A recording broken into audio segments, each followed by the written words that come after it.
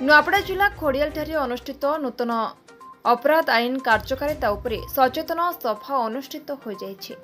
खोडियाल SDPO अभिषेक अरूप बेहरा जोगदे ए आईन विभिन्न दिग उपरे बुझाइथिले। विशेषकर 3 गोटी आईन रे परिवर्तन होइथिबा बेले 1860 भारतीय दंड संहितार भारतीय न्याय संहिता 2023 परिवर्तन होइअछि।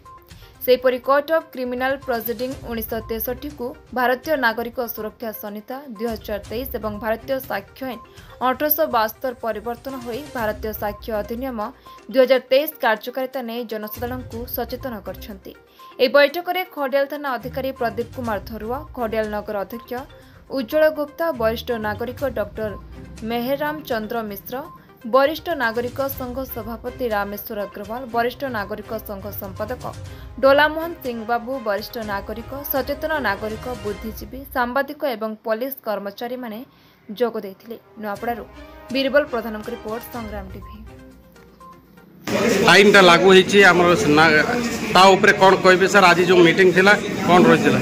मैं देखो आम भारत वर्ष में जो फौजदारी मामला को नहीं क्रिमिनाल लॉ जो 3 नुआ क्रिमिनाल लॉ आज भारत वर्ष लागू है 1 जुलाई पूर्व जो आईपीसी, सीआरपीसी और इंडियन एविडेंस एक्ट था बदल आम बीएनएस भारतीय न्याय संहिता, बीएनएसएस भारतीय नागरिक सुरक्षा संहिता और बीएसए भारतीय साक्ष्य अधिनियम यही नियमावली यही आधार में वर्तमान ठारू आज जहाँ सब केस हम से नियम आधार हम तार तदंत नियम आधार से संक्रांत आज आम एक सचेतनता शिविर सब वरिष्ठ नागरिक खरियार सहर सब बुद्धिजीवी मानू डाक एक सचेतनता शिविर आयोजन कर समस्त नूतन आईन विषय अवगत करागला विषय समस्त साधारण गोटे सचेतनता सृष्टि करागला।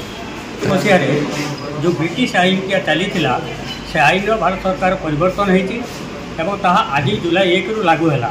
तेणु समस्त जनसाधारण सचेतन करने आज आमर स्थानीय खरियार पुलिस स्टेशन तरफ सीनियर सिटीजन एवं अन्यान्य जनसाधारण को डका जाइथिला एवं समान को अवगत करागला।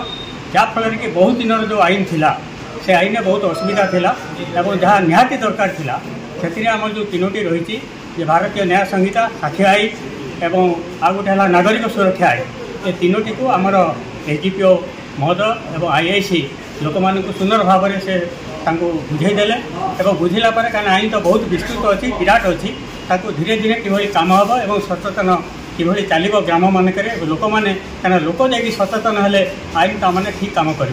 तेणु जहाँ भी हो ये हूँ आम गोटे सौभाग्यर कथा एत वर्षर आईन की आज परिवर्तन करके नया आईन आज लागू है भारत वर्ष।